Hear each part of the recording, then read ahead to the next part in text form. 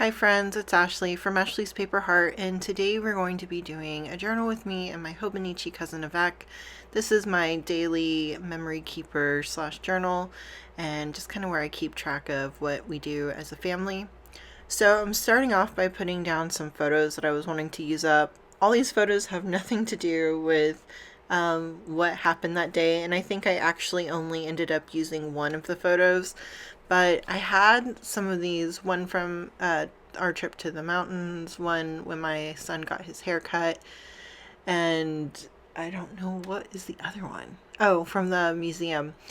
But I only needed one really for the layout, and I've really been trying to use up these photos that I've already had printed. I do get a lot of questions about what paper I print my photos on, or what I use to print my photos. I just use a really cheap inkjet printer. I think it's like an HP. Nothing special, nothing fantastic, and really cheap thin printer paper.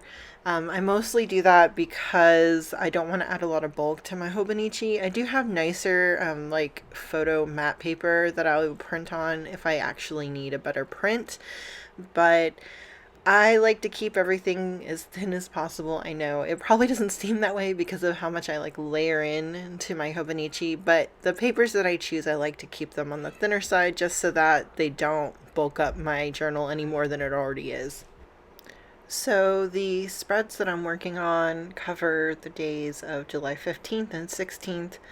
Um, on the 15th, we didn't do too much. My son had his speech therapy appointment, and it was kind of a big deal for this day because this was the week that we decided to go down to one appointment a week instead of two.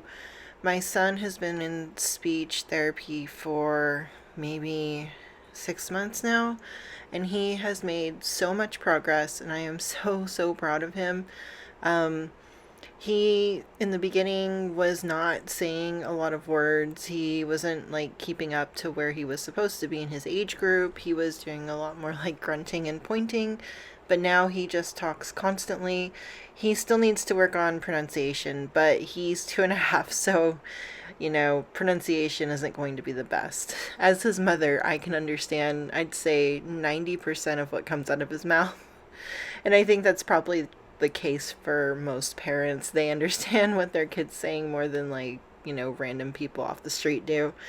So I was really proud of my son. He's been doing such a great job, and now he has moved up to, I think he's pretty much caught up to where he should be age-wise. So after my son got back from speech, my nanny took both of our kids out to the Hideout, which is an indoor play place that the kids love. It's local to us. It's very close to where we live, and the kids always have such a good time. Because of COVID, they do have like a reservation policy, and they also are like very limited in the amount of kids that are allowed to be in there. And now, because of like mask things, a lot of the kids are wearing masks when they're playing in there, and I am all for that. Speaking of masks, that was also the day where they announced in Los Angeles County that they were going to be reinstating the indoor mask mandate. I personally was happy about that because I never stopped wearing my mask, and I don't know, I'm more comfortable that way, and feel like any ounce of extra protection that we can give ourselves is probably for the best. So also that day I ended up going to Trader Joe's to do some grocery shopping. I don't know if you guys have Trader Joe's where you live. I know that they're only in select states across the US. I love Trader Joe's. I am obsessed with all of their delicious food and all of the like wonderful things and like the holiday seasonal treats, and I'm just a huge fan of Trader Joe's. Plus, like, the price point is definitely better than going to like our regular grocery stores in the area. So I try to do most of our grocery shopping there. However, there are certain things that the regular grocery store carries that they don't. Like, I get breakfast sandwiches from the regular grocery store, and Trader Joe's doesn't really have like an equivalent. So, yeah. But for the most part, that's where I'd say like 70% of our grocery shopping is from there. So on the 16th, which was a Friday, that was the day we took a trip to the Long Beach Aquarium. That was something that we had been planning to do for quite a while. I had to buy the tickets, gosh, maybe 2 or 3 weeks in advance because they were like so filled up on reservations. I know with COVID, they have been taking limited reservations during the day, and so you have to, one, make your reservation and then you buy your ticket through that. And so I felt comfortable enough to go there just because I knew that they were limiting the amount of people that were going to be inside the aquarium.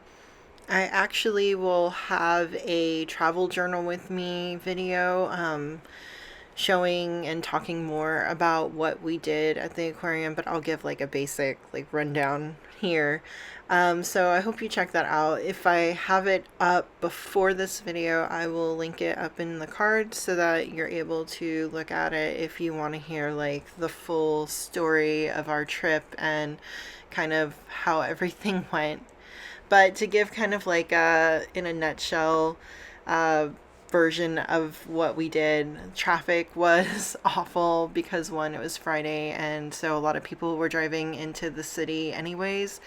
And so it probably took like an hour and a half to get there. Long Beach isn't that far away, but if anyone is from the LA area or you know about LA traffic, it's probably some of the worst in the country. Like, I can't even imagine another place being worse than the traffic in LA.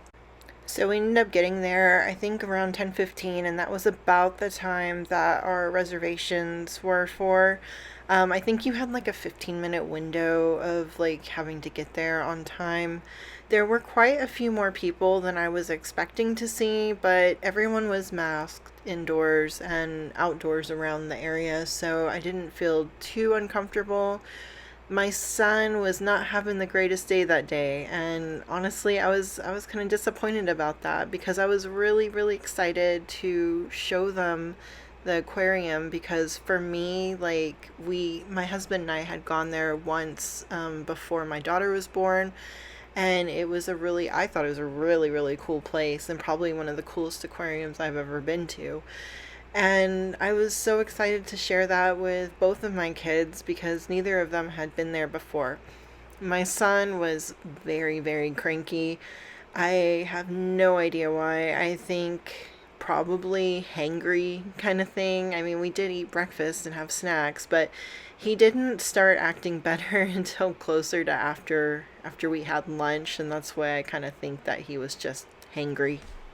My daughter, on the other hand, had a wonderful time. She was very well behaved, and she really enjoyed seeing all the different fish. I think the highlights for her were probably the sharks and the jellyfish. I was really surprised that my son was not more into the sharks, especially because, like, we love baby shark in this house. So, I don't know. If you want to know more about what we did and see some footage that I took from there, I will have that video up either now or sometime soon after, and I'll try to link it in the cards. So now that we're kind of coming towards the end of the video, I just want to say thank you guys so much for hanging out with me. I always enjoy making these videos for you guys and talking to you in the comments.